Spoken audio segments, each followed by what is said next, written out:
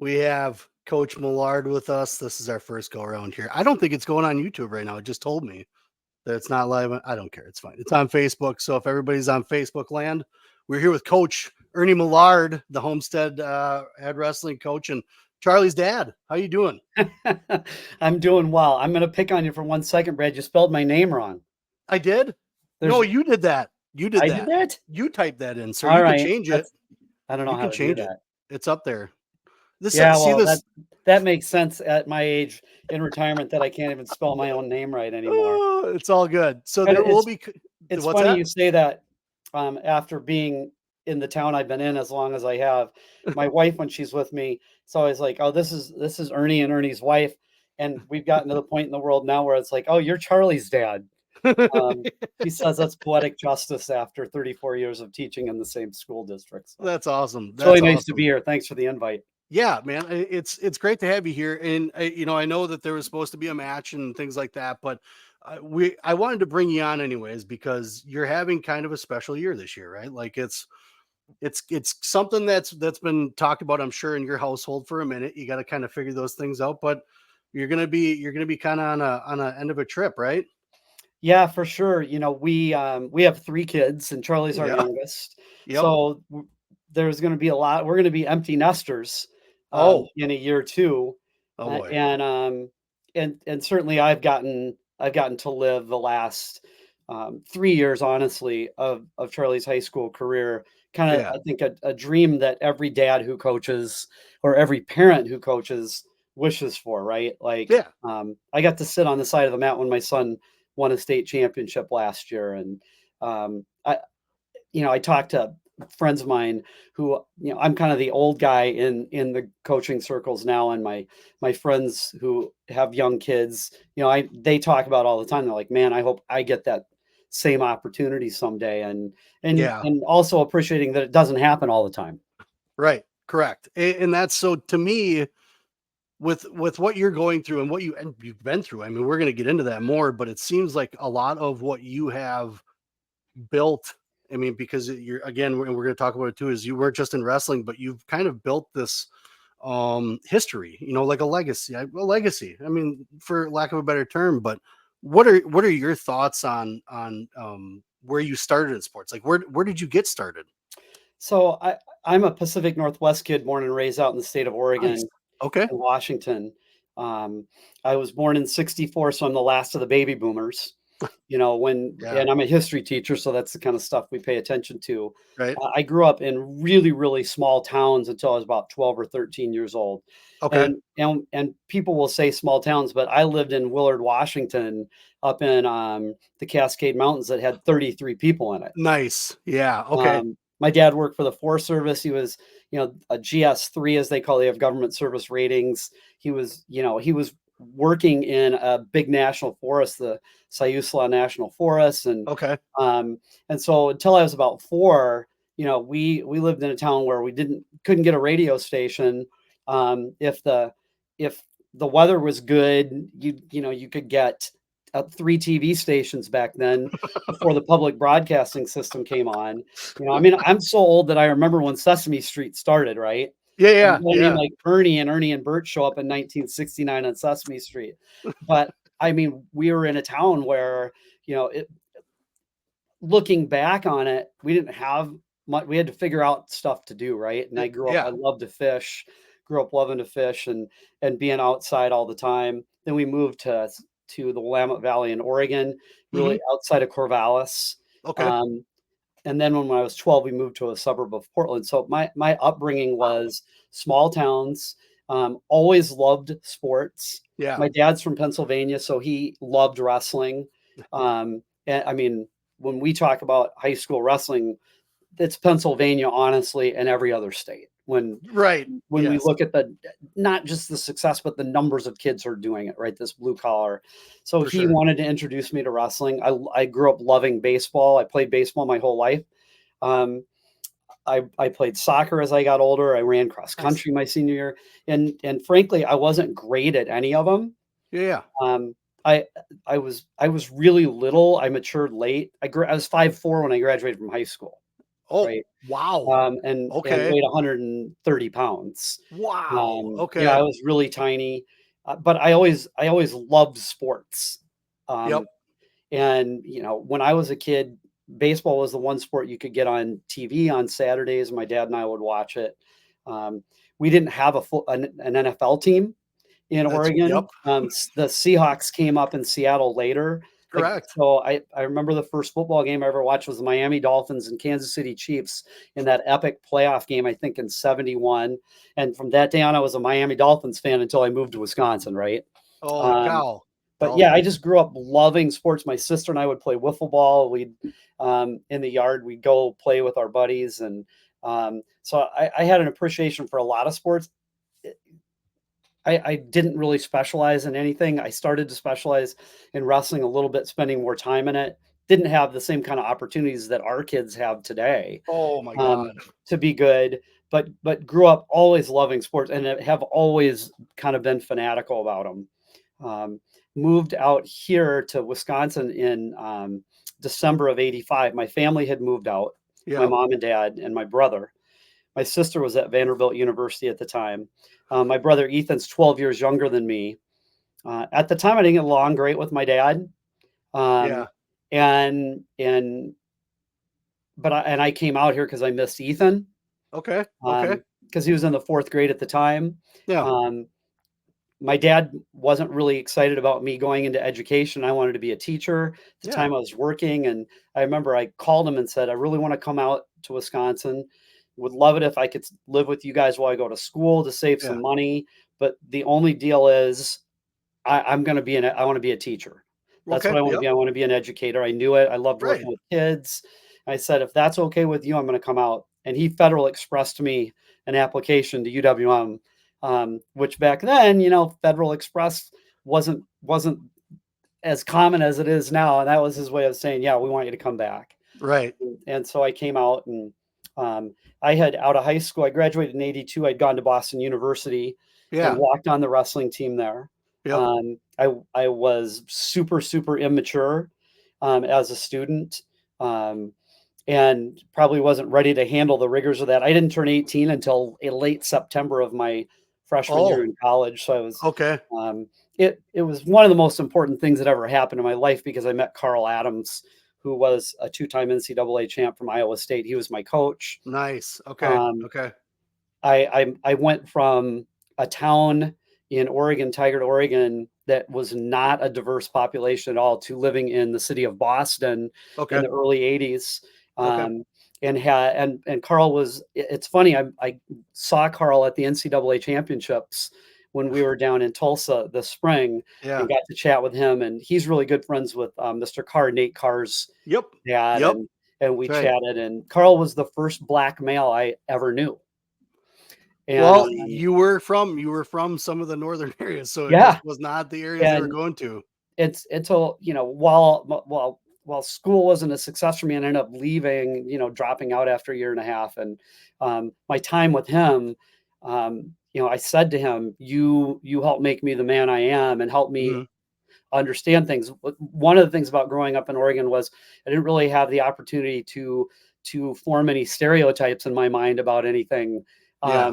And so Carl really we had a really diverse team, 5 black guys, 5 white guys Yeah. in a city that was really racially divided and ethnically Okay. divided. Yeah. And Yeah. so I learned some incredible life Mm, lessons about people. so not strange at that time, but with the things that you went through, like you were talking about your dad before with sports and how, he came from PA and wrestling was big. When you started getting into sports, we talk about this a lot with a lot of the guys that we have on here because it's important. I mean, so what kind of coaching or what kind of support unit did you have as like you said, you didn't have the opportunities that you did, obviously that the kids have now. What was it? Was your dad coaching you through a lot of stuff? Was My that dad, something? interestingly enough, my dad never coached me. He didn't Okay. wrestle at all. Okay. He'd help out with baseball a little bit here and there. Yeah. He didn't coach me. My first wrestling experience was in Shed, this little town called Shed, Oregon, right? Yeah. Yeah. Um, And the guy down the road, one of my buddies, Marty Benedict, his dad was the head wrestling coach at Okay. Central Lynn High School. Yeah. And he just came and picked me up one day and said, we're going to YMCA wrestling practice, right? Mhm. And it was a couple times a week. And I was like, okay, I'm a wrestler now, right? Yeah. And we went um, and I think I went to practice for 2 weeks and then I wrestled my first match and I won. And my grandfather, who Charlie's named after, who I was really close with, was in town. And I came back and I'm like, this is easy, Grandpa. I said to him, and I think I was like 6 or 7. Yeah. And Yeah. then the next week we went, and this kid just beat me into the ground, right? And my grandpa was there, and he was like, "Not so easy as you thought, is it?" Right? So my dad, that was interesting because most people you're going to hear their dads were really involved. My mom and dad were really supportive. They were at everything. Okay. Okay, sure. Yeah. They didn't Yep. miss much stuff. Okay. Um, But but they left well enough alone. he did for the most part. Yeah, he got my dad could be a little bit over the top sometimes. He wanted me to win. Sure. And I was definitely an above average wrestler in high school, but I wasn't a great wrestler by any means. Yeah. And a bunch of family members came in to watch us wrestle a team that was defending state champ, and I had a state runner up in that match in Oh, that meet, and nice. it was really close for a while. And he launched me, threw me to my back, and I eventually fought off. And I think the final score was like 13-8 or something. Okay. You know, Okay. giving up a 5-point move, and he was pissed at me, in part.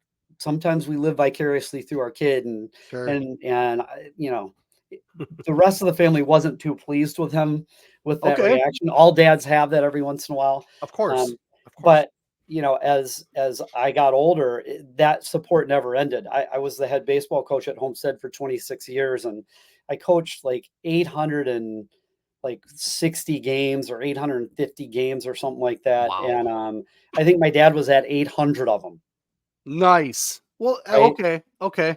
And it That makes sense. It makes just sense, the always dynamic there, then. just Exactly. always there. Yep. Um, Yep. my dad is really struggling with Alzheimer's the last 2 years, Okay. Yeah. and it's an incredibly painful and awful disease. Yeah. But when he was starting to struggle with it, Charlie was a sophomore, Mhm. and I wanted dad to be around, right? I wanted to take him to stuff. And it was Yeah. funny. The school district said, well, that's fine, but we have to do a background check on your dad if he's going to ride in the van with the team, right? Because we're at this point where we're driving.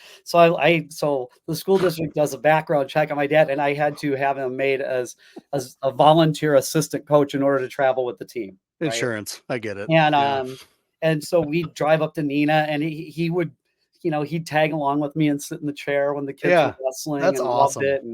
Um, and the coaching community is really tight knit, right? Yeah. There's times where you're irritated with the guy across them, but really tight knit. And I remember we were at the Slinger tournament. That was the Yeah. first tournament of the year, Mhm. and he came with me. My wife brought him so he could be with us. Yeah. And you have your coach's lunch, right? I'm Yep. like, Dad, you're on the staff. You get to come have lunch with us. Nice. And so a bunch of my buddies are sitting there, and I'd given them a heads up. Hey, he's struggling a little bit. And so he starts telling them stories about his wrestling career, right? And he never wrestled in his life, never That's stepped in the mat. awesome. That's And awesome. I was like, oh boy. But it it it was it was such a wonderful thing for him to be around great people. And Yeah. my buddies, they loved it. Like then every time we'd go to a tournament, they would try and feed into that more, right? That's And dad was that's having a great. great time. So I yeah, think that matters. That's the biggest crazy thing. supportive. They were both there the last 2 years when Charlie was wrestling for a state title in Yeah. Madison. My Yeah. sister came in from Pennsylvania. My brother Nice. lives in town. He was there. Maggie was living out in Corvallis at the time, his sister, and she flew in. Both, I mean, it's just been You have a great family. we You we have have a I great mean, family. I have a great family, and Charlie has a support network that very few kids are fortunate enough to have, right? that's great. Like, That's good. um, you talk about the journey we're on, and we're at the point where that journey for Lisa and I and this part of the family support network is going to kind of end pretty soon, where Sure. we're going to have to hand him off. And Lisa and I were talking about it Saturday. I'm giving my wife a shout out. It's her 20th wedding anniversary today. She's letting me be on a podcast tonight. Um, I thank you. Thank you very much. I but appreciate that. we went up to Door County for the weekend, That's cool. and we're talking about it Saturday, and she was talking about, well, Charlie's going to be at Minnesota pretty soon, and a couple tears, started to flow, and Yeah. um, Yeah. she and Charlie are crazy tight. That's good. It's a really special relationship for me as a dad to watch. But Good. we're really fortunate. Both sets of grandparents have Hmm. lived in the community and gotten to see them. Yeah. Um, That's good. we're financially in a place where we could afford to send him to Askren Wrestling Academy. Yeah. Um, and Charlie's story, I love his story because he's been there for 12 years now, but he didn't walk into the sport being good at it. Sure. Um, Sure. Yeah. we were able, as he was getting older, to hire a nutritionist. Um, Take the hat off and show the bald head for a while. I don't hope the reflection's not too bad. It's not Um, bad. It's not bad. when you know part of wrestling is weight management, right? Yeah. Um, and he was struggling a little bit with it, leading into his freshman year. At the end of the year, he Hmm. qualified for the state championships, right? Hmm. Um, and his weight, it was a struggle at times with him, and as much as I wanted to help, I just didn't have the answers. And Sure. so a good friend of mine, who was a college athlete and a nutritionist, Trevor Kim, was Yep. kind of breaking ground in that area, and so we hired him. We were fortunate enough to be able to afford it, Okay. and it made Yeah. a gigantic difference in Charlie's life. So he got that support network. He's got, you know, he we were able during COVID to purchase a weight set for him, right, where you couldn't Okay. get anywhere, and where weights were going from $1 a pound to $3 a pound, but we were able to do that for him. Yeah. Um, That's cool. and he's just he, I always I always tell kids in my classroom or on my team or in our house, I never want you to feel guilty for the good things you have. I want you to appreciate them, though, and Yeah. understand that sometimes other people don't get to do that. Right. We are fortunate. My wife's father is partners with Ted Kellner, who's one of the top donors at the University of Wisconsin, Yep. and Ted has a suite at the Kohl Center, and Hmm. so we get to buy tickets to sit in Ted's box at the Kohl Center, which is the best seat in the house, right? It's awesome. And my buddies are always yapping at me, and I'm like, "What are you talking about? I have to pay more for my ticket than you do," and they're yelling at me and going, "Yeah, please, we'll trade you anytime." But Anytime. just being able to put all my family and friends and my other wrestlers, parents and stuff in a place where they can enjoy that camaraderie, Yeah. where Yep. it's not a little thing when you put everything else together. Correct. You know, And Kakana's we have a box that's up there too, and it does kind of, and you think about it too, because these kids they're at a tournament and it's crazy, and a lot of times you only have you have the spots to sit down, and you're not really removed from the craziness. I know the athletes and the coaches have the areas down down below where the spectators can't go, things like that, but you can at least go up to a nonchalant area, and hang yeah. out with the families that are up there, the other wrestlers, and so it's definitely a benefit. Definitely a Yeah, I mean, benefit. it's just he's gotten a lot of support, Yeah.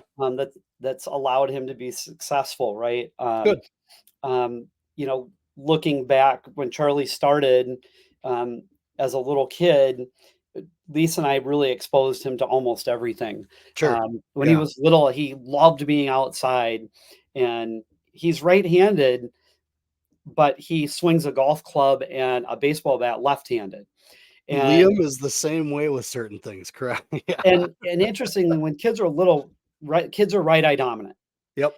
And so they naturally are going to turn to Mhm. when a ball is in front of them, they're going to turn so that they would be swinging left-handed. Yep. And I'd been around sports enough, right? Well, I'm the head baseball coach at Homestead.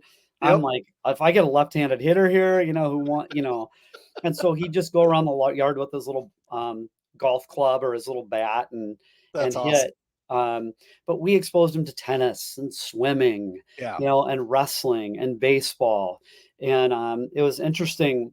the one that he was worse at was wrestling, but that was the one that he And fell in love with. here you are. Yeah. Yeah. Yeah. That's pretty Um, cool. and um, we started with the ninjas course out in Arrowhead. Yep. At the time, John Messenbrink was running it, and like I said, Lisa and John went to college together, and we knew him, and so I took him out, and Charlie loved it with John. Yeah. And John's then great. Max opened his academy up about 4 months in, so we finished ninjas with John and came to Mequon because I Yeah. preferred to drive 10 minutes over 50 minutes, Why wouldn't you? um, and Max actually wasn't running the ninjas class at the beginning, Yep. and Charlie didn't love it. And I'm like, I just want you to give it a try. Max is going to take over here in a little bit. Yeah. And Yeah. that's a Stick it out. relationship now that, I say this all the time. After his relationship with his immediate family, the most important person in Charlie's life is Max. Mm-hmm. Mm-hmm. And Yeah. I'm really, I can be so happy about that for so many reasons. Not, He's a great dude. I mean, we look back and he's had a lot of success. He's going to college to wrestle. He's getting opportunities at lots of, but Big Ten. Max, It's not just wrestling. I still shake my head sometimes when I watch that. And my kid's going to be a Big Ten wrestler, right? Like, wow. Yeah. Whoa. And talking about what I'm talking about, I think about all the time because Charlie Lisa gets irritated with me, but he was kind of a chunky little guy, right? Had high energy. He was like me, couldn't maintain his focus on anything for more than about 10 seconds. And there were days where he was the only ninja in that class with Max when he first opened the academy. And no kidding. Then the academy started to grow. Yeah. And Charlie was the worst wrestler in that room of like 40 kids for a while. Sure. And if Max came on, he would say it too. There's a multitude of reasons, right? Like he was sounds like Ben Askren. Yeah, Ben talks about it all the time, right? I saw a couple of Ben's report cards when he was little that he kept, and I'm not kidding you. The teacher was like, has a hard time holding still, lacks motor function. 4-time NCAA finalist, right? 2-time Hodge Trophy winner, lacks motor function and skills. And I'm like, well, I'm glad he hung on to that. Yeah, right. His dad's Chuck's a good friend of mine, and he keeps all this stuff, and so he would bring it out and show it to me. And that's funny. That's funny. But for Lisa and I, and looking back on it, if I could script it how I wanted, this is how it would be, right? Okay. Him having those struggles when he was young, because he learned to like the sport for what it was, right? Going to practice and being with Max. That makes sense. Because we didn't go to a lot of tournaments. I think he wrestled 15 to 20 matches those first 2 years he started competing. He trained for 2 years, then we started competing. And remember, we went to the West Bend tournament, the West Bend Wildcats tournament. Mm-hmm. And he won the first match he ever wrestled, got a takedown, turked the kid, put him on his back. And I'm like, Dad's like, yeah, this is awesome. And then he did not win a match for 2 years after that. Not 2 weeks, not 2 months. 2 years. Wow. Okay. The second kid that he wrestled that day, you may have heard of him. His name is Connor Mirasola. Never heard of him. I don't know who that. And that was Connor's first tournament too. Oh, no kidding. Believe it or not. That's awesome. That's a cool story. That's been Wildcats tournament, and I remember one of my best friends who was actually a wrestler for me. And now is, years later, decades later, is one of my best friends. He was being really supportive, and he came to a tournament with Lisa and I. We were sitting in the stands, and things were not going well for Charlie as he would shoot, and then the kid would sprawl and get the takedown. And Danny looked at me and he goes, I don't know, Ernie. He goes, maybe debate or forensics is the place for Charlie to go. And Danny loves Charlie so much that he flew out after his freshman year to Fargo. He wanted to go to Fargo. With us. So he flew out to go to Fargo with us. Yep. And actually he drove out there with me. What am I saying? He ended up flying home, but he was sitting next to me when Charlie beat Angelo Ferrari in the round of 16 after his freshman year. And, that was one of those matches where you're in the Fargo Dome and there's 5,000 or 6,000 people packed in there. Yep. And you're in, that was the fourth round of the night at the time. Mm-hmm. And, everybody, they know who Angelo Ferrari is, right? Right. Or everybody Right. does. The Ferrari Yeah. family's a great family of wrestling. Hmm. Um, they they really like being in the spotlight. And when you have the success that they've had and you like being in it, you're gonna get that. Yep. Um, it's funny. I watched Angelo's interview with Caden Henschel after Who's Number One, Yeah. and he did a great interview. Um, and sometimes we don't like people because they're flamboyant, and I found myself going, I like this kid.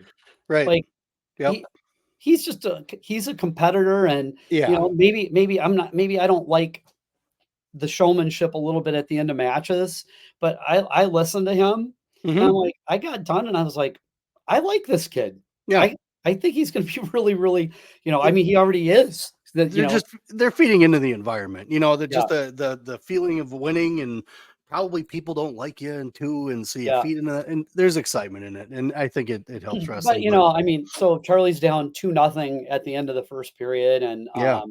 and then he got a tilt, and it's 2-2, and he's winning on criteria, and all of a sudden every person in the Fargo Dome is now paying attention to mat Hmm. number 21, right? Like, who is this kid? Yeah. Um, and Charlie ended up winning 6-2, got 2 takedowns, and it kind of put him on the mat. And anyway, Yeah. Danny was sitting next to me, and I'm jumping up and down like Steve Martin in Parenthood after his kid gets that game-winning hit. I'm like out of control up in the Yeah. stands, like losing my mind. I calm down and I sit down, and Danny goes, "It's a good thing you didn't decide to send him into forensics and debate, Ernie." Yeah, maybe. Before we And get too far, we gotta yeah, we I gotta mean, talk. and We gotta get back onto you two here. We so yeah, gotta. I mean, to your point, my life is really, it's really changed a lot since Charlie began to Yeah. elevate what he was doing. Yeah. Um, but I started. I went to UWM. If Yep. you want to I saw backtrack, that. and Yep. I Yep. started there in December of '86 or January of '86, and Okay. um, to put things in perspective, I had $750 I brought with me from Oregon, Holy cow. and I signed up for 18 credits at UWM, and that cost me $695 in January of 1986.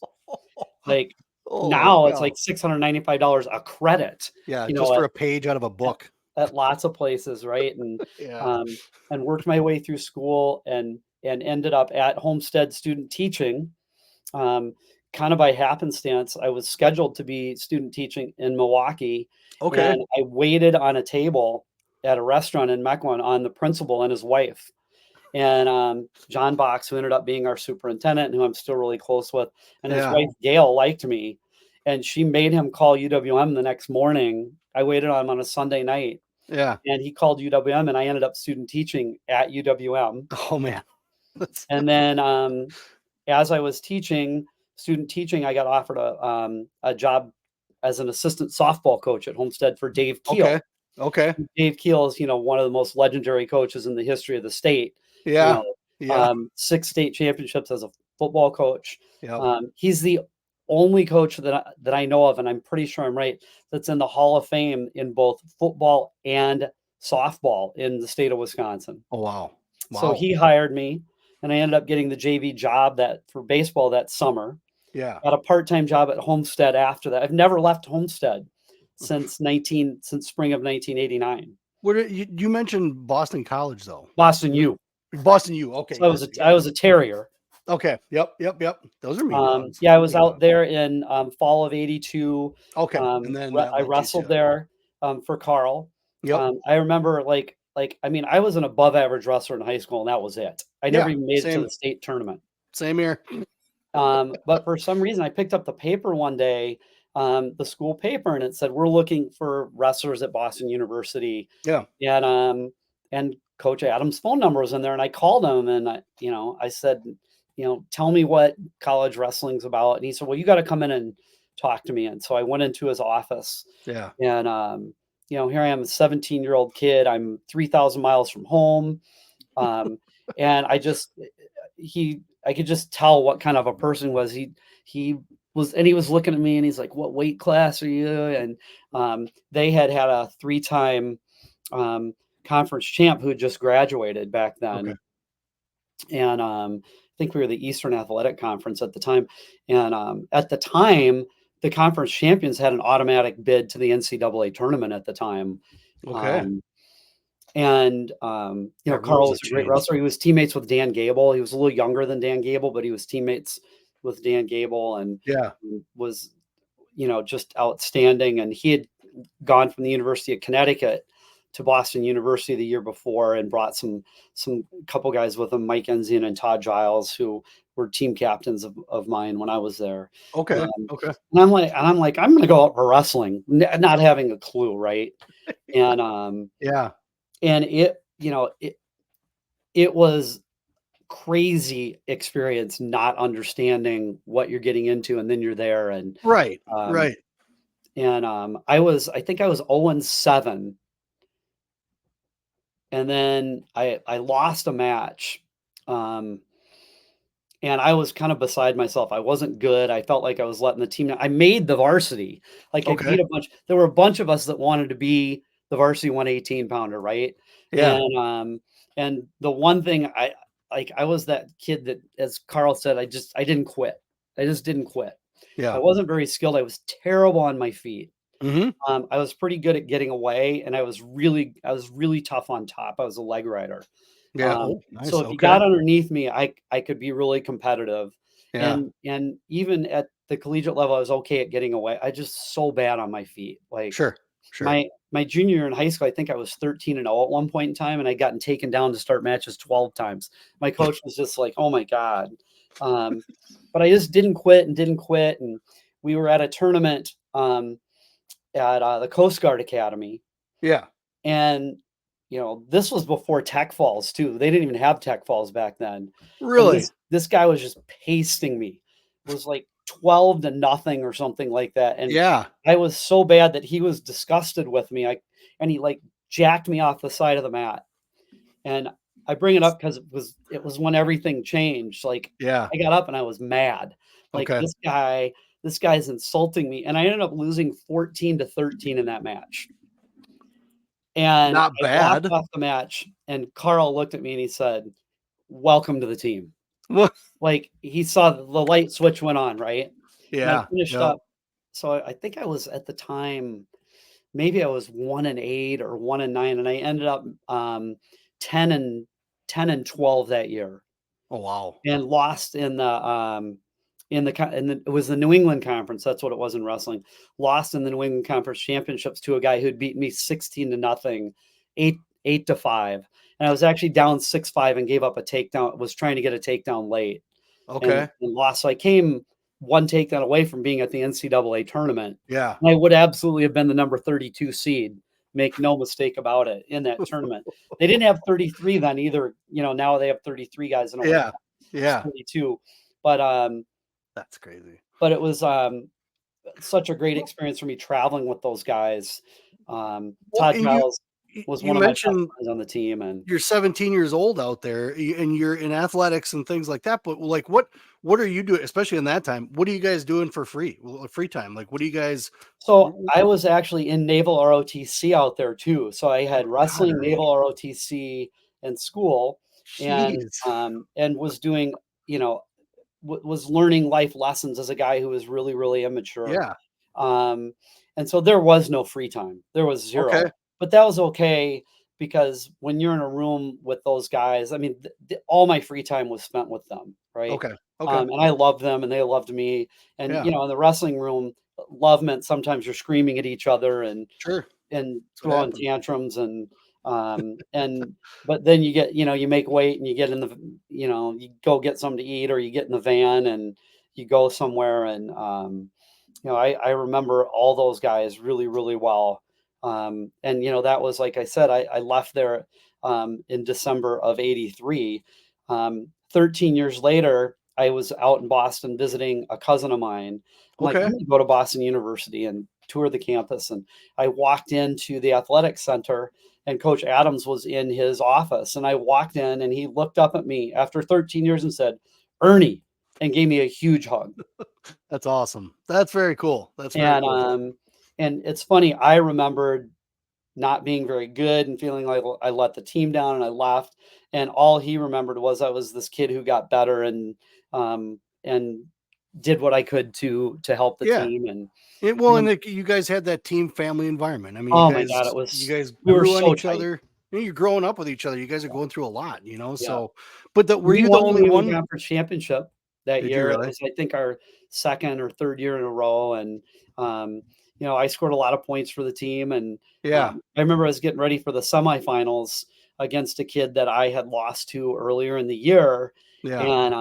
and Carl was getting me ready, and I wasn't even supposed to be in the semifinals, and I'm like, I remember, like, just I'm like, "Coach, I'm gonna pin this guy. I'm gonna stick this guy." And Carl was like, let's just stay the course and get a takedown here, right?" He's a smart man.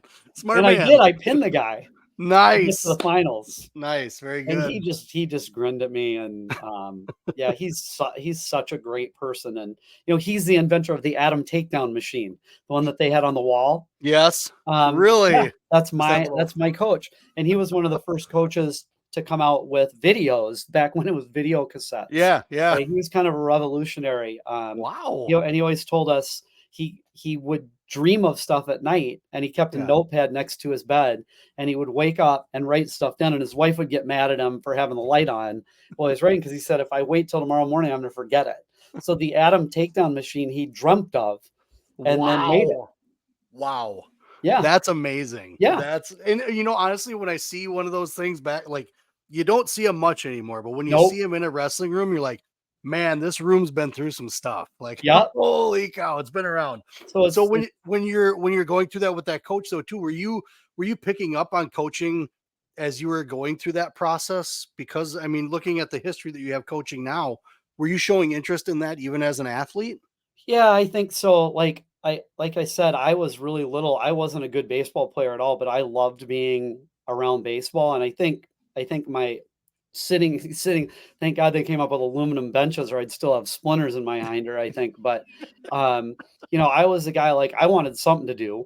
And Yeah. people who know me well realize I'm a little bit hyperactive and I need stuff to do, right? To channel my enthusiasm. So I'd keep the book, and I'd go out and take ground balls with guys, or I'd be the guy running out to throw to the right fielder, Okay. or, Yeah. you know, and so I absolutely think that side of it, um, looking back in introspect, getting the opportunity to observe a lot, um, was important for me.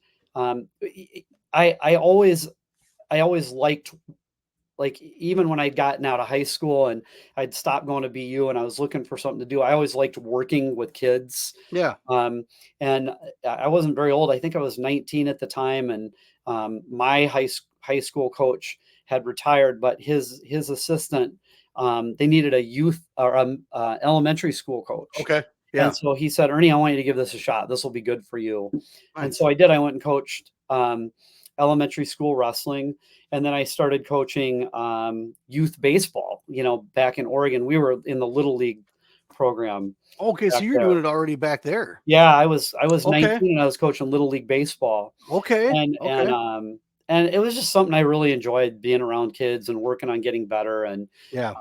I was always focused on doing one thing at a time with kids, breaking things down. And Sure. I think I was 20, and we were getting beat in a baseball game, and kid hit one way out, and one of my kids hit the cutoff and threw it to third and held the kid to a double. And I'm losing my mind with excitement. And people are like, "What are you doing? The kid just got a double." And I'm like, "Well, you don't understand. We kept him, from moving up on the base." So I always liked that aspect of it. And Okay. Yep. um, and so, yeah, it was pretty evident, even before I came back to Wisconsin and Mhm. UWM, that was where my interest lied. And Hmm. when I was at UWM, I called around in Mequon and said, "Is anybody looking for an assistant coach Yeah. on a baseball team?" Yeah. And communities are always looking for coaches. They don't have enough Of course. coaches. And Right. so I ended up coaching 13-year-old Legion, not Legion, but that age Travel baseball ball, whatever. Yeah. before I started coaching at Homestead. Okay. Okay. So when you made your move from Boston over to did you I mean, obviously you go back to Boston. was Boston a place that you felt like you were gonna stay when you were there? I mean, obviously, because you No, said you I wanted to go so to Wisconsin, but so I was living in Oregon, went to yeah. BU, Yep. went back to Oregon. My family moved here. Oh, man. When I moved here, I left a girlfriend, in Oregon. I missed Yeah. her. Like I was bound and determined I was going back to Oregon when I got done. Oh, I wanted to go and okay. show my brother Okay. and spend some time with him. And then that, we've all been there in relationships, right? Then Yep. 3 months later, well, 2 weeks later, she'd forgotten me, Yeah. right? 3 months later, I'm How? recovering How dare and she? start, yeah. If only she knew what she was missing out on, right? Right? She'd be exactly where she is right now, I'm sure. That's Um, awesome. but then I started to meet people and get involved with stuff, Yeah. um, by the time I finished student teaching, I realized I was going to have an opportunity to be at Homestead and Yeah. have a job, right, where Right. you're actually making enough money to get an apartment and get out on your own a little bit, Yeah. and then yeah, I mean, not many people can say that they spent their entire career at the same place. Correct. Correct. I know And I can. and and I have been, and I had great people around me, great leadership in school, great Mhm. coaches to learn from, and Dave and John Jacoris, who's a Hall of Fame basketball coach, Yeah. um, Yep. who they were just amazing. I was way too young to be a head coach when I was. You know, um, I was the head wrestling coach in '89 at the age of 24 and Wow. didn't know my head from my hinder, to be honest, like, and kind of winged it in terms of um, trying to teach the sport. The one thing I've always been good at is relationship building with kids, Yeah. right? Yep. And so you can have a lot of faults if kids know you care about them. Yep. And so Yep. I that side of things I was good at from day one.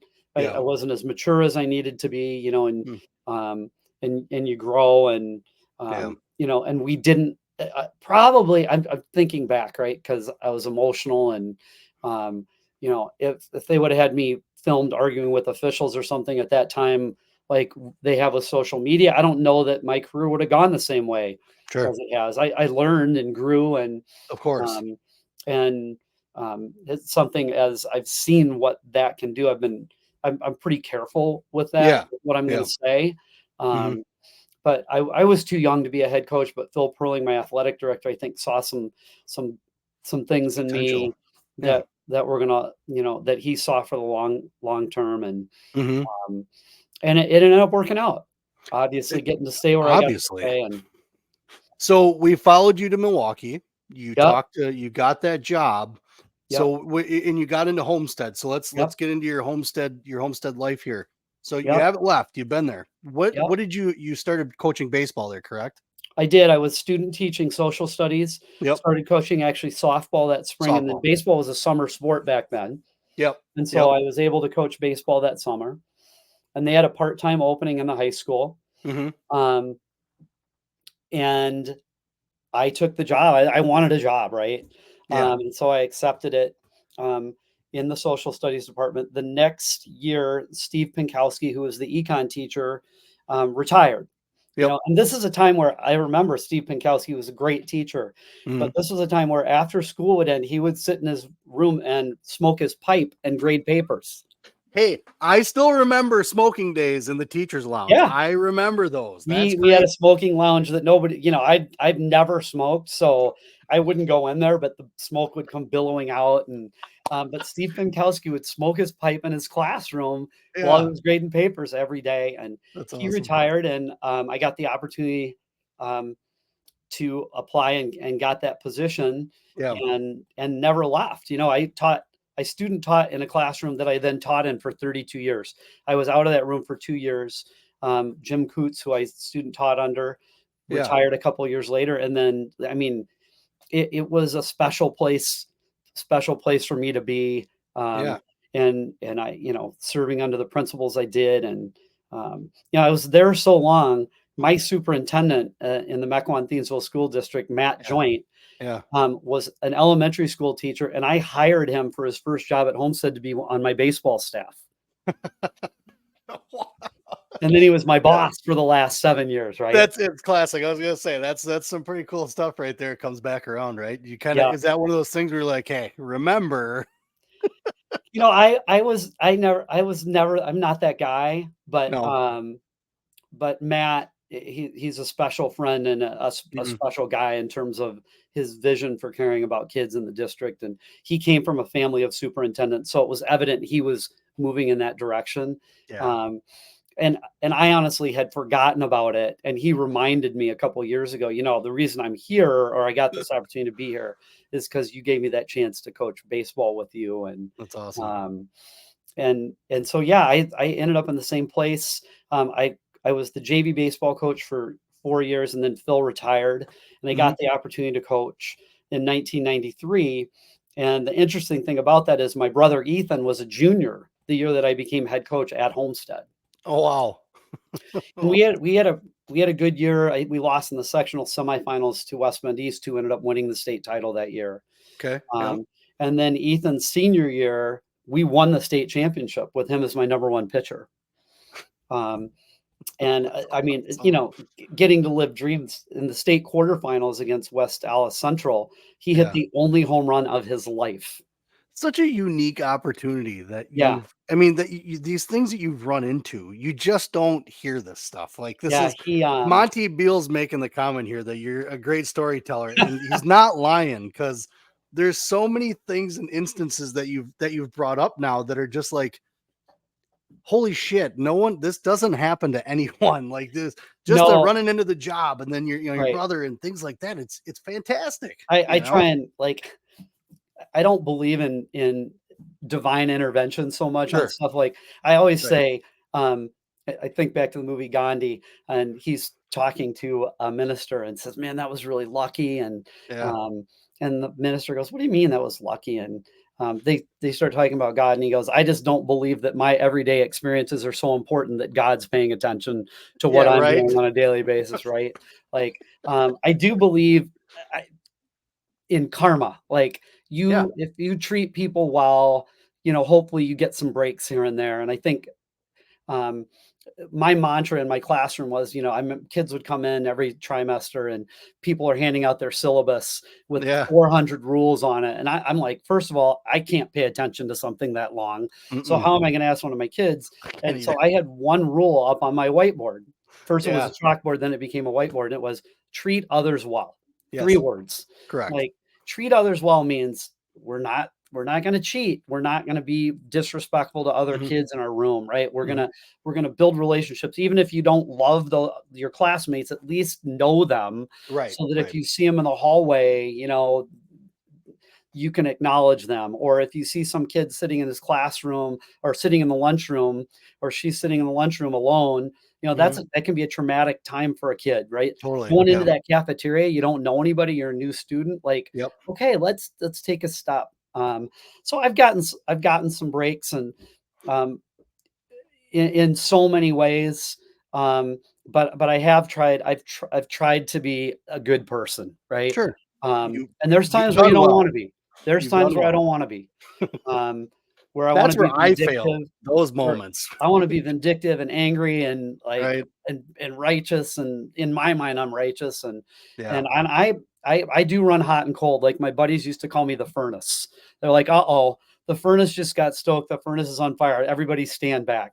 Because I could go from 0 to 150 in about 2 seconds. I should And get my wife down here. Yeah. all rationality is now out the window. Like, you know, I know exactly. I'll tell you right now, from where I'm at right now, especially with with Liam and things like that, and trying to keeping composure sometimes, especially in the heat, especially as a coach. And like you said, just kind of grew as you got into coaching and you grew into coaching, you had those moments where you're just like, well, thank God social media wasn't around. But yeah. at the same time, though, too, you learned that, from those instances where you're like, I don't need to be doing that. I don't need to, I but I want my buddies bring this up all the time because one of them was there when it happened. We had a dual meet and we had a referee who was really struggling. yeah, Um, yeah, and he was struggling, and he was arrogant, right? And he was doing a terrible job in the JV matches. And Yeah. afterwards, I remember I walked up to him, and it started out really calm, and I said, "Hey, can I talk to him for a minute?" Sure. And I said, I want to talk about a couple situations out there that I thought you could have handled a little bit differently in scoring. Sure. And he just turned on me, and he said, "Are you questioning my judgment?" And I went from 0 to 100 in 1 second. And I was like, "Yeah, as a matter of fact, I am questioning your judgment." And he's like, Yeah. "Get out of the gym." And I looked at him and I said, "No, you get the hell out of my gym." Right? Handling it really, really maturely, right? That's awesome. That's awesome. And, the varsity official had gotten there, and fortunately, he was in agreement with me in terms of what was going on. And Yeah. the guy laughed, and he was mad. And the varsity official said to me, "I did not see any of that conversation take place." Like, and I went back in, but then I got home, and I'm also that guy that if I do something and I knew I was wrong for getting out of control, I'll fixate on it, right? Like, I'll lose sleep over it. And Okay. I try and learn lessons from that. And I'm like, I can't do that anymore. Like, Yeah. that's not good for my kids. That's not good for me. That's Yeah. not setting a very good example. Yeah. Um, and I've really calmed down a lot. I still get fired up and excited. I'm a high energy coach. Yep. Um, I'm a screamer and a yeller, although 95% of it is positive. Sure. You're not gonna hear me beating my kids up Right. when they screw up or make a mistake, right? Yeah, totally. Um, Totally. and Right. it really became one of my strengths as a coach. Mhm. Um, my baseball team in 2014, we lost in the state championships to Brookfield Central. We had, and conference championships in baseball in the North Shore Conference were really, really hard to come by. And our last game of the season, regular season, we lost to Grafton on a game-ending hit. It was one of those Yeah. things where that could go wrong went wrong in that Did. inning, right? Yeah. And Yep. my kids are devastated, and we got through the handshake line, and they sit down, and I looked at them, and I was still fired up, and I'm like, "Okay, why'd we lose this game?" And it was a rhetorical question. And they looked, I Right. got their attention. They looked up at me, and I said, "Did we lose this game because you guys weren't trying, because you weren't putting in your best effort? Is there anybody on this team that and my team captain looked up at me, and he was like, "Is he daring me here?" And he's like, "No, and I said, "You're right. We lost this game because we caught some really tough breaks. Everybody did their absolute best. All right. Yeah. It hurts. We're going to recover from it. We're going to go home, and we're going to get better." I go, I wouldn't be any prouder of you if we'd won. You carried yourselves. And it was a huge moment for them, because they were like, "Yeah, the coach is not judging us because we lost, right? Right. Correct. Yep. Coach is proud of us because we put the effort in." And then we ended up beating a bunch of teams to get to the state championship. And I had a really good team, don't get me wrong, but Yeah. we didn't Yeah. have any great pitchers. We didn't have this kid that could go lights out. And that was that karma of that team I talk about. They just did things right, and they just busted their butts and ended up playing for a state championship. Sure. Yeah. And so those things, I remember that, because I went home that day and I'm like, all right. After the referee incident, I'm like, I screwed up. And Yeah. after that day, I'm like, I handled that the right way with my kids, right? Yep. Um, Mhm. and so Mhm. as I've gotten older, I'm never gonna get mad at a kid for losing. And Mhm. everybody says that, but is that what they actually do? Is that what Right. they live? I And totally I totally agree. Yeah. and I can't get mad at a kid who's putting in 100% effort and got beat. Like Mhm. like there's things we can do better, Yep. hopefully, in terms of on the mat. Mhm. Yep. For And sure. and so, that my career in baseball, as I told you before, it was way more successful from a win-loss perspective Yeah. than my coaching career in wrestling. Okay. Yeah. Um, it, we, I won. My teams won 500 and some games. We played in 6 state tournaments, um, and I was able to enjoy success. In wrestling, we haven't always had that success as a team. But I remember a kid asking me one day in one of my classrooms, "Well, Mr. Millard, if you could only coach one thing, would it be baseball or Mhm. wrestling?" And I think the kids expected me to say baseball because that's where my success had lied. And I said, if I could only coach one sport, it would be wrestling. Sure. And she was a swimmer, the student who asked me. Yeah. And she said, "Why?" And I said, "Well, in baseball, I have to cut kids, first of all. I have to tell some kid who's played baseball their whole lives that they might not get to play anymore, right? Yeah. Yeah. Um, in wrestling's a no cut sport. Hmm. And at the time that I had that conversation, you know, wrestling, the thing about wrestling is there's not as much subjectivity as there is in baseball, right? Like, Right. like I'm determining who's playing, Hmm. and I'm trying to be objective, Yeah. but I'm not necessarily going to be right. I may be wrong. Sure. In Yeah. Yeah. wrestling, if you go out and earn that spot, That's yours. you get to be on it, Yeah. and that was one of the reasons. And then historically, I've had some kids in my program that were at risk kids, and Sure. in education, we say at risk, you know, at risk of maybe not graduating. Yeah. Maybe Yep. they've got family issues. Maybe they hate school. Maybe you Hmm. know. Maybe they've got a learning disability that they struggle with, and Hmm. the sport of wrestling, you get out of it what you put in, right? Correct. Like, Yep. the harder you work, the better you're gonna get, and Hmm. they're not all kids are gonna win state titles, but a kid who That's maybe right. wrestles for a conference, and that's one of the things we always talk about, like, well, Charlie's expectation is I want to wrestle at the state tournament again this year for a title. Yeah. But when we get to a conference championships, I make sure that he takes a moment if he wins a conference title to appreciate it. Sure. Because some other kid, that may be the biggest match they ever wrestle in, right? Ever. For a Correct. conference championship. And That's so right. we're never gonna denigrate what they're trying to accomplish. We're never gonna look, well, that's not my goal. Well, I'm glad that's not your goal because Hmm. you're in a different place. Yep. But that kid needs to be able to celebrate that. Yep. I For sure. I remember talking to Keegan O'Toole. Ooh. It was Yeah. about 3 weeks before he was gonna win his 4th state championship, and Yep. he was being Keegan O'Toole coaching youth kids on a Sunday, right? Because he's just this great guy, and we were having a talk, and I said, "Are you still having fun?" Hmm. Because you're going for your 4th title, I didn't say that part of it, but kids feel that pressure to win For that sure. title, Yes. and he said, "Yeah," he goes, "I'm still having fun, it's a little different," and I just said to him, I said, "I want you to know that I'm gonna be there. I'm gonna be one of the 15,000 people that stands up and applauds you when you win your 4th state title," and I said, "I want you to do one thing for me, Keegan, take a second and enjoy it." Yeah. Take it Right? in. Like, because he was Take it in. expected to win it, right? He was expected to win it. Yeah. And so I one of my strengths is reminding kids to enjoy the moments as you Hmm. go through, um, and enjoy that conference championship, and then enjoy that regional title, and then Yeah. if you get that section, and and Charlie's in a place where we all know there would be disappointment if he's not wrestling for another state championship in his mind.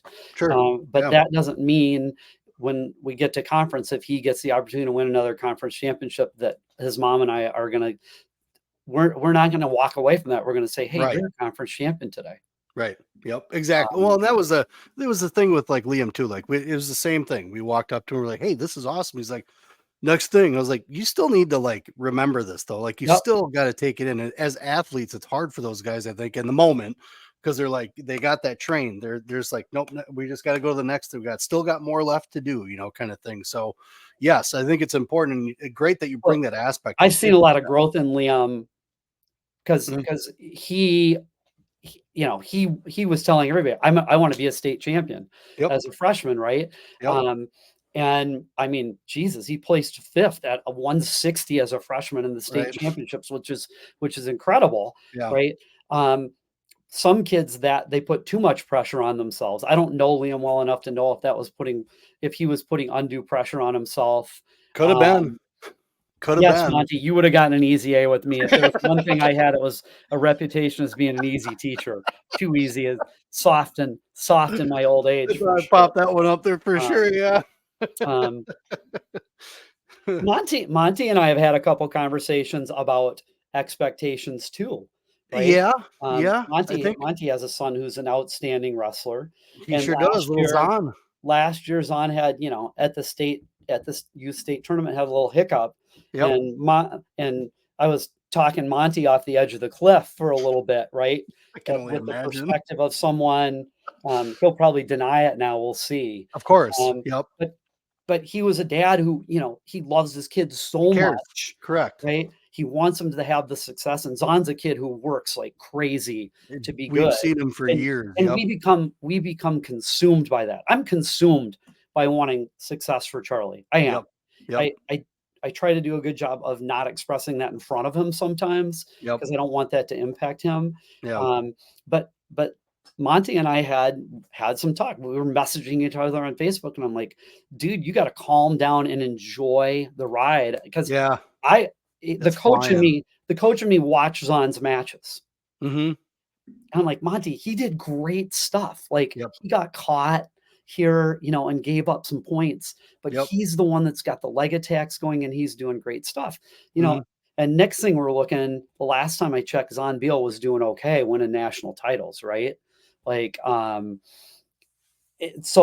we're all like that. When you love when you love your kid as much as we do, as we all do, Yep. it's Right. hard not to get consumed by that. And sometimes when we love them so much Yeah. that we try too hard, right?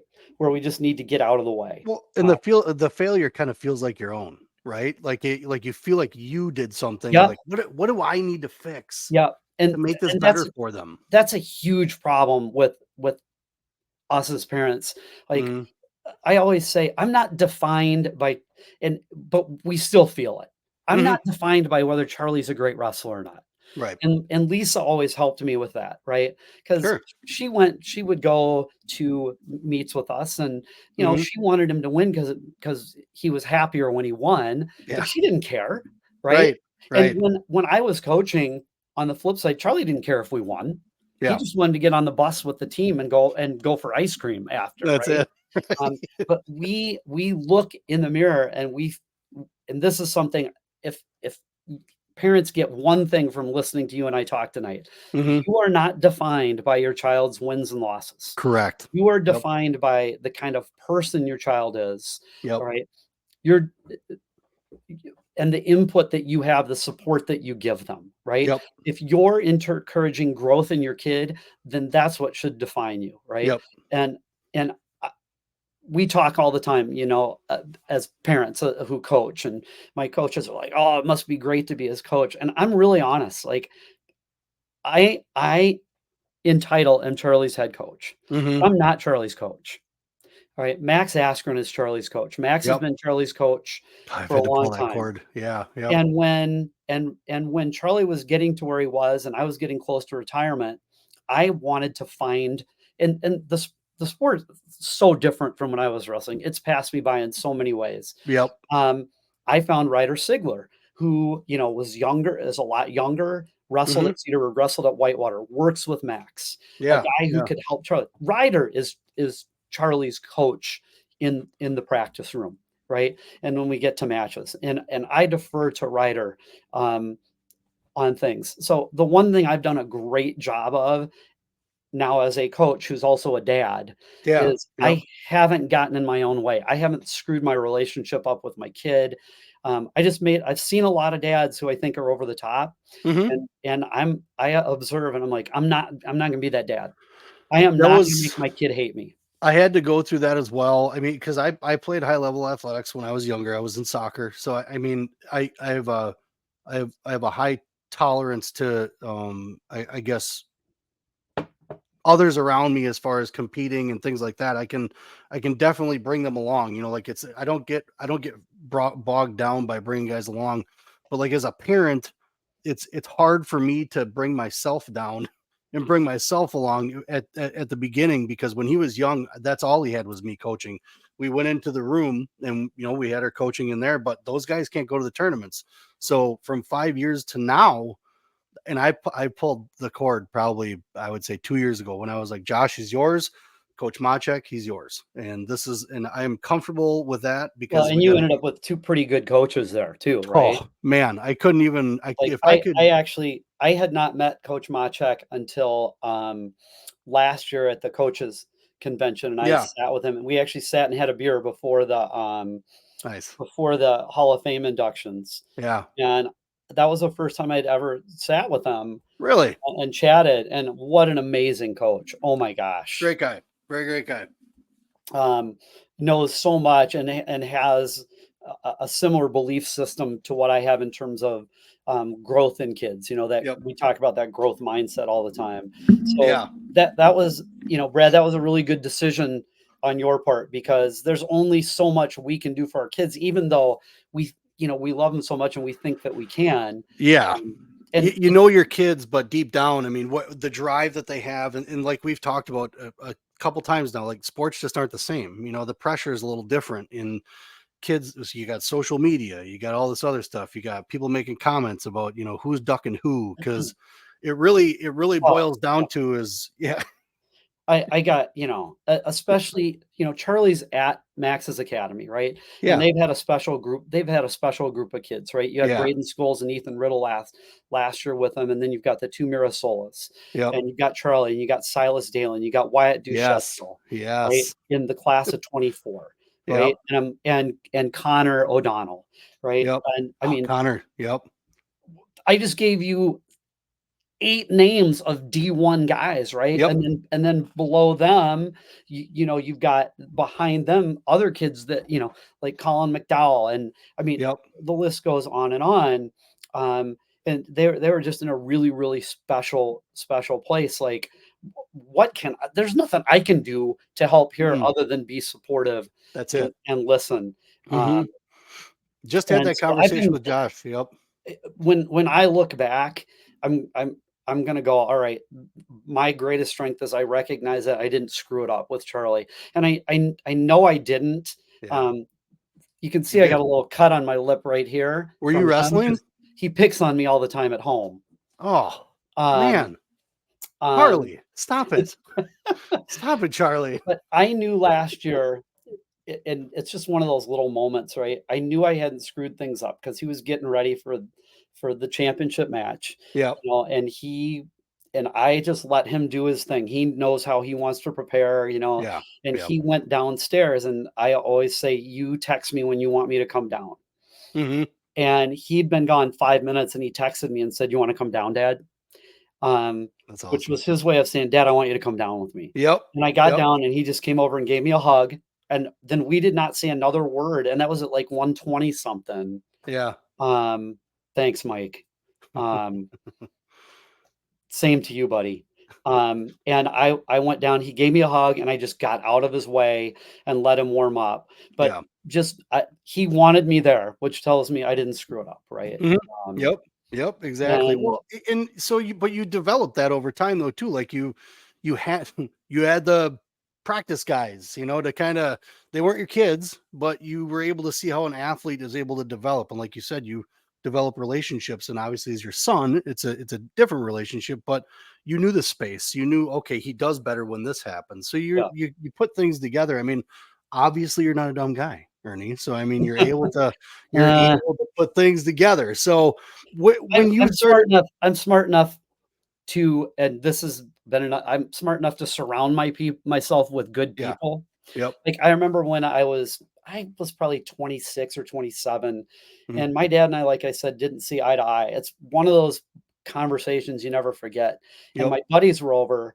We were shooting hoops in the driveway and having a great time, and my parents were grilling out a little bit. And yeah, my dad came up and put his arm around me, and he said, "Ernie, you can really judge people by who they surround themselves with." yep, And for what he sure, said to me was, he goes, "You keep great company," he said to me.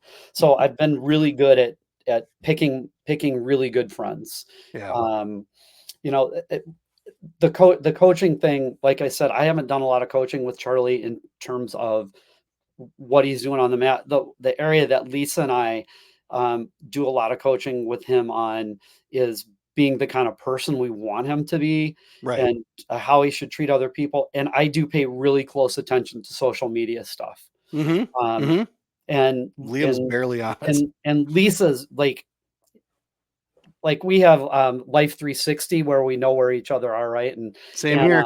I remember one day Charlie's like, "Dad, Mom's stalking me on on Life 360, Charge your phone. and I said, "Yes, she is, and get used to it." Right? That's awesome. That's great. I'm glad we're not Because alone in that. no, God, no. I mean, It's she a stalks leash. me too. I tell him all the time, like, Yeah. um, and we joke around about it, but Yeah. the reality is when kids are young, I mean, not necessarily young kids, but when we get older, like you say something on social media and it's not going away. You don't get to take it back. You don't. Um, That's for and sure. and so we've worked really, really hard to encourage him when he's posting or when he's doing things to really think about what he does before. And then Mhm. once we got into the recruiting process, um, Yeah. after his sophomore year and the phone started, and I knew some of the schools that were going to recruit him Mhm. because they were calling for transcripts, and I taught at Homestead, right? Ah, And gotcha. so the guidance counselor would go, "This school just asked for transcripts, Ernie. Why are they asking for transcripts?" This was early on, and I said, "Well, they're asking because they're showing some interest in him." Yep. And Yep. it was when we got through the process, and he had decided on Minnesota, which is every day. I told the coaches today, I texted them, I said, if you're bored and you want to listen to the podcast, I'm coming on tonight. But I said I was going to give him a shout out. Yeah. Um, he ended up picking the University of Minnesota with Coach Agam and Yep. Coach Becker and Coach Sanders Mhm. um, and Coach Brandevold because of the kind of people that they are. Yeah. Um, but I found out after um, from one of the dads who's involved with the RTC out there that he's Mm. like, just so you know, we vet you guys. And Yeah. he goes, we don't just vet kids, we vet their parents. Mhm. Yeah. Right. I So learned about that. Yeah. he's like, they're gonna go on social media and they're gonna see what you have to say. Yeah. And they're gonna go on social media and they're gonna check and see what your kid has to say. And we all know there are stories of kids losing scholarships for Correct. stuff that they said on social media, right? Yes, that is Um, correct. and so that aspect of Charlie's life I've been really involved with in terms of, hey bud, make sure you're treating this person right. And Yeah. and Max has really pushed Charlie to in the leadership area. Right now he's having Yep. a lot of success. Mhm. Now you want to share your success with other With kids. That others. he does this little pay it forward with lessons when they're getting to a certain point, right? Yep. Yep. Where when Charlie was in the 8th grade, Tyler Schiesel of Germantown would give Charlie private lessons. And Okay. because Max was getting to the point where he couldn't give them to everybody, right? Sure. And Yeah. so he was building this I'm going to teach you and you're going to teach. Yep. Yep. Um, and so that really impacted Charlie and helped him in his growth. And then we got to the point where he was old enough, and Max is like, "All right, it's your turn, Mhm. right? You're going to Mhm. start helping. Yep. You're going to start teaching." Yep. And so that's the part of Charlie that I'm proud of, and I'm biased because he's my kid, but I think he's a good person. I Oh, yeah. He's a he good treats kid. other people well, Oh, and yeah. um, Charlie's a good kid. well, Here thanks. a lot of times that I ask athletes this, but I don't get to ask a parent, and you're a coach as well, but what was that process like for you on your side as far as the colleges contacting and the whole recruiting process? What were you thinking as you're kinda going through it? It was overwhelming, Was first it? of all. Yeah. I I undersell my kids sometimes. Sometimes we do that. I look at Charlie and I still see the little kid It's with hard the buck not teeth to. and the Mechlin Mustang singlet who, was losing at the beginner tournament. Uh, Mhm. Yep. and and I we began to realize that he was going to be a kid that was highly recruited. Max knew it by going into his freshman year. I remember Okay. he said to me, I every once in a while have back spasms, and I had back spasms the day before, the Friday before, and I was out working in the Oh. garden, and Lisa's like, Max, would you come over and get my idiot husband out of the garden? And so Max came over and he's like, you got 40 minutes, and then we're going in the house. Right? And so we went in the house and we're having a beer and I was laying on the floor stretching my back, and I just remember we were talking about lots of things. And with us, it's always going back to wrestling, but just out of the blue, he said, Ernie, your kid's going to be a freak someday. And I was like, and I just looked at him and said, okay, that'd be Yeah. great. That'd Yeah. be great. Um, and then he had a great freshman year in place at state, and then when he beat Angelo Ferrari, that's when I began to realize, like, I went on track wrestling because I wanted to rewatch the match, Mhm. right? And Yeah. he got 4,000 hits in one night on his track account. Like, I'm like, okay, because people wanted to know who this kid is, right? Yep. What the hell's Um, going on here? and then when he wrestled Mitchell so well, um, it all of a sudden a lot of schools were asking for transcripts. So Yeah. I was Yeah. excited. I still had no concept until June 15th of what was going to happen. And at 12:01, he was getting in the morning, he was getting texts. Wow. He got texts from It's awesome. Missouri, Minnesota, and Oregon State, right? And then at 5:45, I think it was, or maybe it was 6:45, Coach Reeder called him. And for that day, I'm like, this is fun. This is Yeah. really Yeah. cool. My kid's got all these calls Yeah. for about 2 hours. And then I was like, I started thinking about it and I go, so he only gets to tell one of these schools yes, which means Right. he's got to tell all these other schools no. Yeah. What do you And so do? I was crazy excited and then I was exhausted. And by the time we got to the fall and he had narrowed it down, I was Lisa and I were feeling a lot of stress for him Yeah. because the programs are doing what they want to do. And first of all, it's amazing. Yeah. Big 10 schools and Pac-12 schools, Right. and Big 12 schools want my kid, right? Yeah. And Right. that was overwhelming.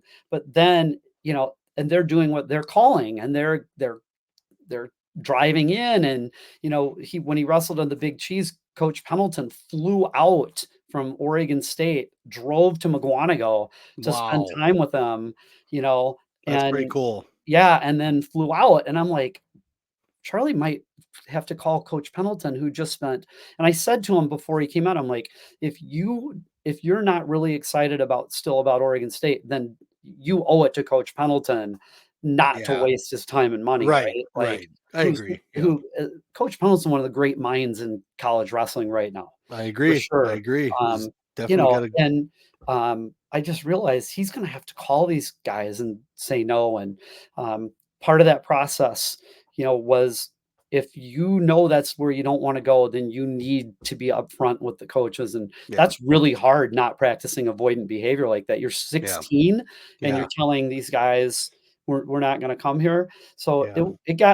it was stressful. And then last year, we're just about 2 weeks away, I think, or no, a week and a half. I Mhm. went up to the coaches convention and I came home Saturday morning, and Lisa and Charlie and I went in and met with Max to talk about college stuff after Yeah. practice. Yeah, for Like, sure. we wanted to hear what he had to say. I think he wanted to hear what he had to say. And Charlie had kind of narrowed it down to that at that point in time, to Oregon State and Minnesota.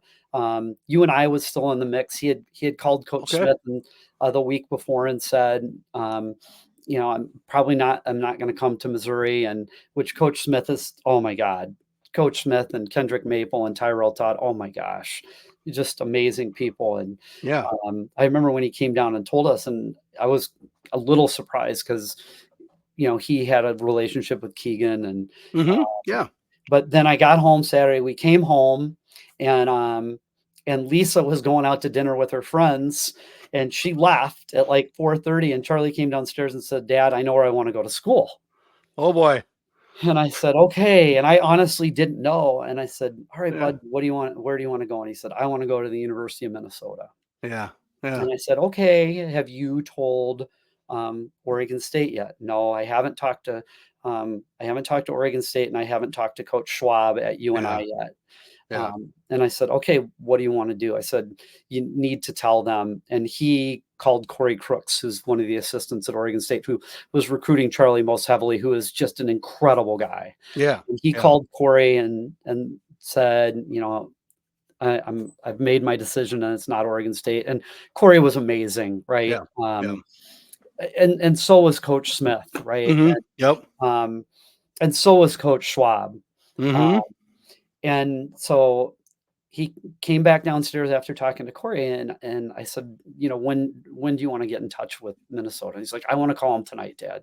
And Yeah. so I texted the staff and said, are you guys available? Charlie would like to talk to you tonight. Yeah. And they said, yeah, absolutely. So I made a Zoom call, Nice. and I Nice. I texted Lisa and said, Charlie is made his decision. He wants to go to Minnesota. He wants to talk to the coaches, and they want to talk at 7 p.m. And she said, absolutely not. I'm not going to be home till 7:30.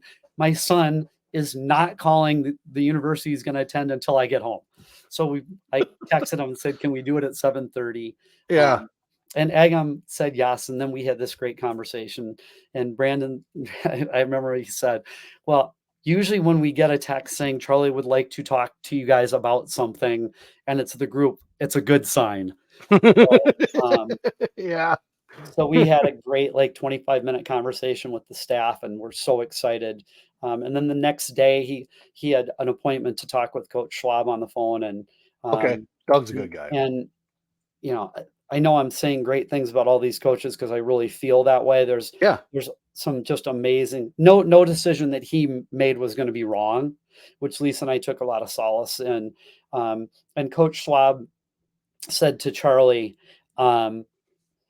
Charlie, the only thing I regret is I'm not going to get to spend time with you. He goes, you're going to do great at the University of Minnesota. And Charlie's really tight with Parker Keckheisen. Okay. And Yeah. Schwab being the kind of guy he is, he called Parker, and Parker texted Charlie 10 minutes later and said, you're going to be great at the University of Minnesota. I'm rooting for you. That's awesome. That's great. Well, and so you have, I'll tell you what, Mr. Hopkey, we are so excited that we get to be teammates with Coy Hopkey at the University of Minnesota. So Coy committed right after the freestyle state championships this year. Yeah. And I was chatting with Byron there.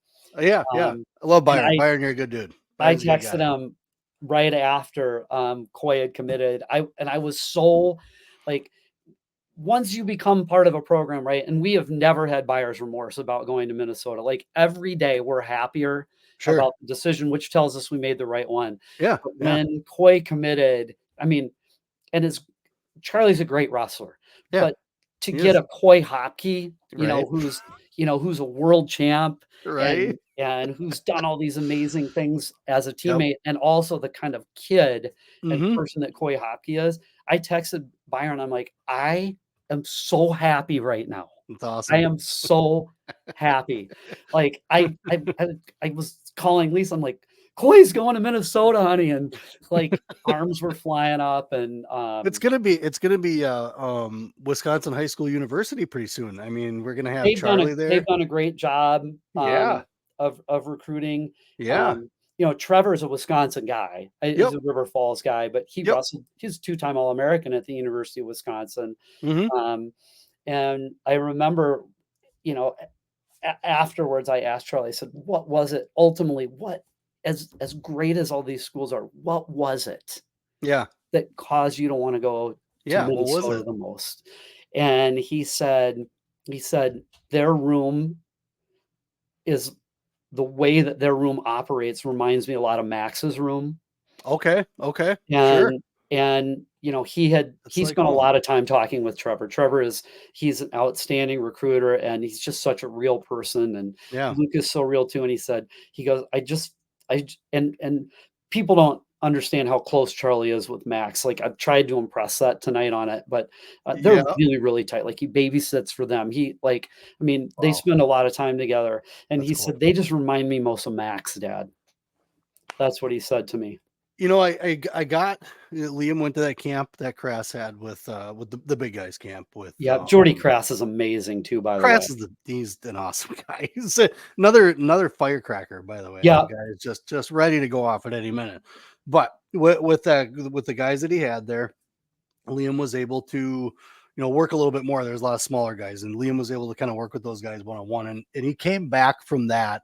And he said, his work, that's the biggest thing I think right now about the sport and just the things that these kids go through. They recognize things and they see things a little, and they surprise you. And the things that they see. Liam came back and said, they didn't ask about my wins or losses. They asked about what I wanted to accomplish. It wasn't about who I beat, what I beat, when I beat. They asked me, what was I looking to accomplish? And he goes, nobody besides my coaches and those guys, nobody asked me that. Yeah. Everybody else looks at who I beat and who I lost to. Yeah, and, they like, when, by the time we were at Fargo, Charlie's sophomore year, Mhm. then college coaches, they're all over the place at Yeah. Fargo, right? I Yep. remember asking, and lots of them talk about it, like, if Charlie has a bad tournament, I wonder if they're not gonna be interested in him anymore, right? And Yep. but the interesting thing is their version of a bad tournament is not what ours is as a parent, right? Correct. Our I'm version of learning that that. tournament is, oh, they didn't win the national title, or they didn't make it through the blood round. They're Right. watching to see how they react after a Yep. loss. Yep. That's the thing they're watching most. Yep. Like Charlie got just absolutely hammered by Ty Whalen in the Mhm. quarterfinals, who's an outstanding wrestler, is at Princeton, Yep. and he got teched by him. And after the recruiting process was over, I was talking to Trevor and Brandon about it, Mhm. and or maybe it was during the. I think I was talking to Brandon about it, and he said he was watching Charlie after he lost, because I'm not kidding you. 20 minutes after he lost to Ty Whalen and you're devastated, you're in a blood round now. And if you don't win, you're going home, right? So 1 minute you're thinking about, I want to win a national title. And the next minute you're thinking about, oh my God, I'm not even Yeah. going to be on the podium. And he Yeah. said, I watched Charlie really closely. You could Mhm. tell he was really disappointed. They'll work on you. Max, and this goes back to Max. Max is like, get it together. You're going to be wrestling, and he's wrestling Cutter Sheets, who won 14 matches as a redshirt at Oklahoma State last year, right? Yeah, Like, exactly. he's a graduating senior, Right.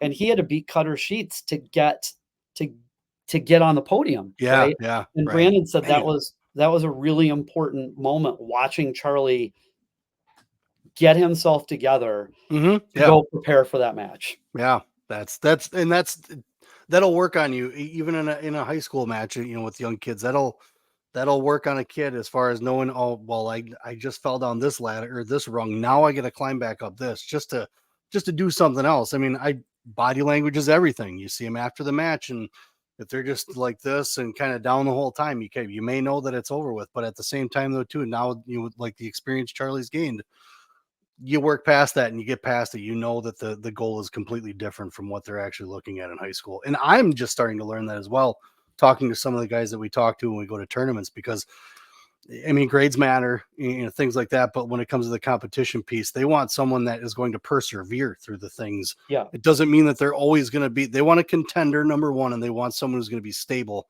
if it doesn't go their way. yeah. And I think that's key. And Charlie shows that. I mean, Charlie shows that all the way through. Obviously, it's been a while since we've actually seen him lose and have to deal Well, with that kind of I've stuff. seen him lose. So Yeah, so, for sure. you know, as a dad who watches Charlie, and Max is working on transforming these kids into college wrestlers, right? Like, Yep, right. I remember And doing last well. last year he was like, "Oh, Charlie's hand fighting's really good now." And then a Hmm. month later, he's like, "Well, we've got to work on his hand fighting." And I said, "What are you talking about? You told me his hand fighting was good." And he goes, Oh, "Yeah, his hand fighting was really good for a high school kid. it's Now we're good going to learn now. to hand fight so that he can be successful at the college level." Yep. And Charlie is a kid who like Max always says, man, it's like a bull charging at a red flag. He's just going to keep shooting and shooting. Sometimes Max wants him to slow down. Yeah. So now, Yep. we're at Fargo, and all of a sudden he's down, 7-3 Hmm. um in the quarterfinals. And I'm like, and then and one of the things Charlie has is a motor. Everybody who Yes. follows Charlie knows that, like, in the third period, he's going to keep coming at you, right? And he ended Yep. up winning that match. And I remember saying to Max, I'm like, I appreciate all that you're doing. It's really hard on me, this maturation process. Couldn't we get a couple takedowns a little bit earlier? Yeah. Can we do this, please? Because it's killing me. And of You're course, Max killing is me. like, I don't care what you want. It's not about you. It's about what getting Charlie right. And I'm like, thanks. I really appreciate that. Right. Like, When you, as Charlie now is growing in and he's growing into his senior position here, yeah, obviously with the season coming up yeah. and with the team coming up, what's the outlook and what's the goal? Not just Charlie, but you got a team, right? I mean, Oh, you got a strong absolutely. team. So Absolutely. And what is the outlook? I've probably talked too long tonight, but No, so no. Charlie's one of 3 state champions in the history of Homestead High School. Okay, Um, okay. and his goal is to be a two-time state champ in high Mhm. school, and he's actually really excited about the season. He's excited about being at Minnesota, but he's excited about the season. And Yeah. so Max and I have talked to him, and I said, Charlie, you're gonna go down in history as one of Homestead's greatest wrestlers. Yep. I For want sure. you to go down in history as being one of Homestead's greatest wrestlers on Homestead's greatest team. And so that's Plausible. the goal is Yeah. is for us to be the best team Homestead's ever had. And I think we're in a really good place with that. First of all, Yeah. we've got, you know, I drive 8 minutes when he was little to take him to Askren Wrestling Academy, Oh my right? god. We have this in our backyard, I kill right? for that. Where the dailies are driving 55 minutes each Yeah. way to get Silas down there, who's one of Charlie's best friends. Yeah. Um, and so it's in our backyard, and it took a long time in this community to convince kids, wrestling's not that sport that everybody's going to go, oh, I want to be a wrestler, Mhm. right? Yeah. Um, No. and and it was really hard, but we have like 7 or 8 or even 9 kids in that room now. Um, and I could tell my trainer said to me, because we did body fat testing, Yep. um, you can start doing it on the 16th. And so Mhm. a bunch of my kids who've been wrestling, they went in and tested. And Kyle's like, you guys are going to be way better this year. And I said, how do you know? And he goes, because these kids are way more toned, they're way more fit than they were a year ago. These kids, he Awesome. goes, I can tell you that these kids have put time in, That's right? good. Um, Sweet. I mean, for a long time, our goal was to get our numbers up, and Mhm. now we're at 30 plus kids, um, It's and good. we're in a different sectional this year. We're not going to see Arrowhead, Yeah. that perennial really good team. Mhm. This Mhm. year in our sectional, we got moved for the first time. We're not going to, like, when Charlie was a freshman, we were in that super sectional with Kakana. And, Yeah. you Yeah. want to talk about a meat grinder, and we're in a sectional where we're one of the favorites, to get out of Yeah. our regional to that team sectional dual meet. I know Liam's taking note of Guy. He's Guys and been guy is I It's funny, we were just talking about him today. I think he's the most improved kid on our team, Guy Fraley. if and because I don't know your entire team, but I can say that for sure because Liam has been practicing with him. He's like, man, he is getting good. He Yeah, is and really getting Guy's a good. young wrestler. He wasn't a guy who was wrestling in club his whole life. It didn't Yeah. start until, 8th, ninth grade. So Yep. he's got a really steep learning curve. So, and he's, last year he was at 145. This year he's going to be at 175. Um, and there will be Wow. times where we need him at 190. Yeah. And Holy Shimmy cow. Siegel and George Jones Yeah. and the two Stammer boys. Yeah. And It's a I mean, the solid. list goes on of kids that have put the time in. And Yep. we're Exactly. gonna be able to fill our lineup. We've got kids who have to get better if we're gonna be competitive in Right. regionals and get to that team sectional. And you look across at the other side, and the teams that have had traditional success are Oak Creek and Franklin from that regional. And if Yeah. we want to be competitive with those two teams, and we get to host the sectional dual meet this year, which That's I'm cool. crazy excited about, the, Yeah. the Yep. team sectional, that would be I've already gotten to live too many dreams come true. It's probably not fair to ask, but getting to spend, my last year as head coach, um, maybe competing for a trip to the team state tournament would be pretty cool. Be So, pretty sweet. I yeah. agree. Well, and so the progress that you guys have made, you're going to have a stellar year. It's going to be a great way to cap off coaching, things like that. What are some of your plans? What do you talk about Door County, plan on traveling a little bit now? So for sure, I retired from teaching in June, actually. Yeah. Um, I had shared that my dad's really struggling with Alzheimer's, Yep. and I retired from teaching a year early. Okay. We had some young teachers in our department who are awesome, Yeah. and we're going That's through good. kind of some financial strains, and so there were multiple reasons, but wanting to be able to help my mom out at home, Yep. I stepped down. I retired from teaching, and of course, by the time we got to September, I had 2 part-time jobs, and I work with Ozaki Youth Apprenticeship in the morning, finding kids good fits for Yeah. potential jobs they want to do someday, and then I do hall monitor stuff at my old high school, and I go kind of fill an assistant athletic director role, Nice. attending sporting events. So I've stayed super busy. It affords me the opportunity, like Lisa and I celebrated our 20th wedding anniversary in Door County over the Yeah. weekend. Yeah. Um, I my schedule's flexible enough. I said, Friday I'm not going to be at work. I got my couple things done with Ozaki Youth Apprenticeship, Yeah. and Yeah. allowed us to go up. As a native Oregonian, we own a little house out in Oregon on the coast, and so Oh, we'll get out there a little bit more often. I'm And so then jealous. this kid Charlie Millard, who's going to be at the University of Minnesota, Who's that that? we're hoping that Mm. he's he'll probably redshirt next year, but he still gets to compete at some tournaments. Okay. We want the flexibility to get to go watch him. I want to talk to you about that. Yeah, So knowing the weight class he's in, I mean, it's not an easy weight class. He's either 157, 165, wherever it's going to wind up being. yeah. What with that weight class in, what were your thoughts on the process of going through that of does he redshirt? Does he redshirt? Do the coaches make that call? Is that them saying? Or are they talking to Absolutely, you? the coaches make that call, Okay. Okay. 100%, Okay. and the reality is, I talked to Alex Deringer about it, who I've gotten to know really well, Yeah. who was three-time national champion. He redshirted at Oklahoma State, Sure. Yeah. and Yeah. and For sure. and he, his worst finish at the NCAA tournament was 3rd, Yeah. right? And yet he redshirted. Keegan Yeah. O'Toole redshirted, right? Yes. Like, Yep. Yep. um, Only makes sense. Parker Keckheisen redshirted. So the reality is he's probably gonna redshirt. You got to grow. Um, the only way that he wouldn't redshirt is if I think they're in a place where Minnesota, and I think the kids that they have coming in Hmm. um, Hmm. are I'm putting them in a place to move back up into that that national picture again, For in the sure. top 4 picture. If they get to a point where they think Charlie can help them with that next year, Yeah. Yeah. then maybe that happens. I Sure. think the reality is he's probably going to redshirt.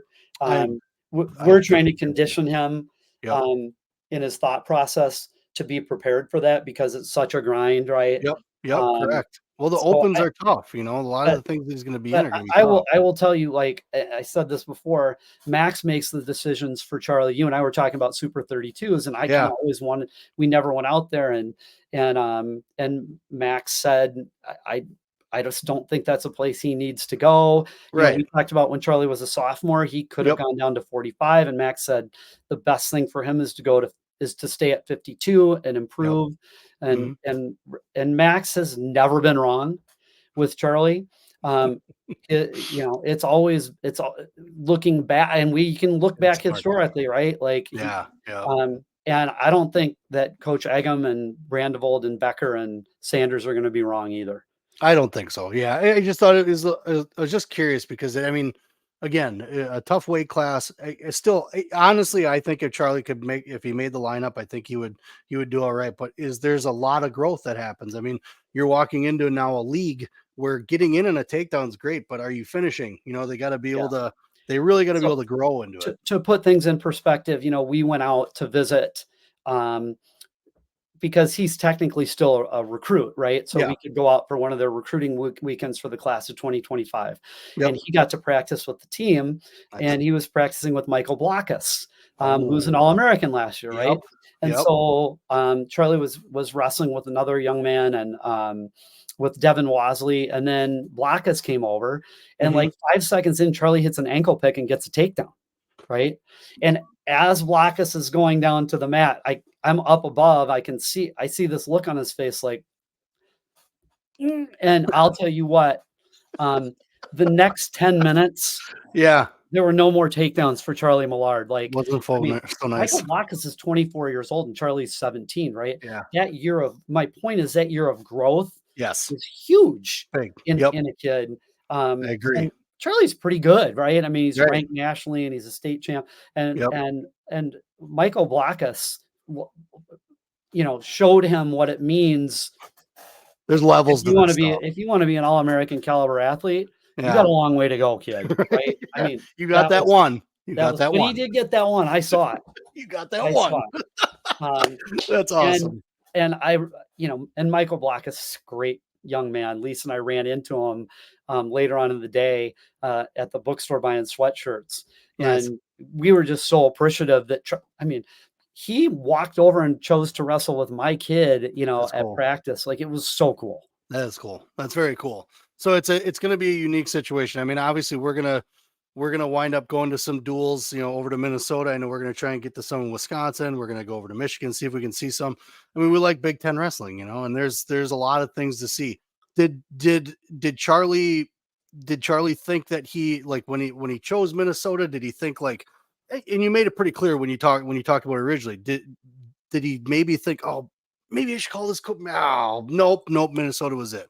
You said he was sold right away on the room, and with the things that he's doing and the way that he's growing, did he, you know, did he just maybe balk for a minute and think that he wanted to do something different? No, No, Minnesota's I there. mean, and he, he He's a smart kid. I'm not taking away from in any the of that. process, I don't think he knew right away. Yeah, Um, but that's just a lot for a as he looked 16-year-old. through, I I I I talked to a couple coaches, talked to one of the assistants at, South Dakota State, Okay, Cam. I'm yeah, trying to remember Cam's last name, who was a national champ at Cornell and is just this amazing coach. yeah, And he and I were talking about the fact that that was a school Charlie said, "Thank you, coach," but, yeah, and I was really curious about how Charlie handled that process. yeah. And he said something to me. He said, "Charlie knew where he was going, kind of where he wanted to be." And Hmm. coaches appreciate that fact too, right? Yeah, Like we're not going to yep, waste time recruiting somebody who doesn't want to come here. that's But right. I think he knew he had some ideas of where he wanted to go. Sure, Um, sure. what I would do when he was, that spring when I realized that a school had checked on transcripts, I would I'd make him a sheet for each school, and it would have the name of the school, where it was located, the conference it was in, Okay. how big the city was. Do you want Yep, to be in a big city, a little, and then pictures of the coaches, so that when he was talking to them on the phone, he could associate a face to a name. yep, for sure. And Yeah, that was honestly all I did.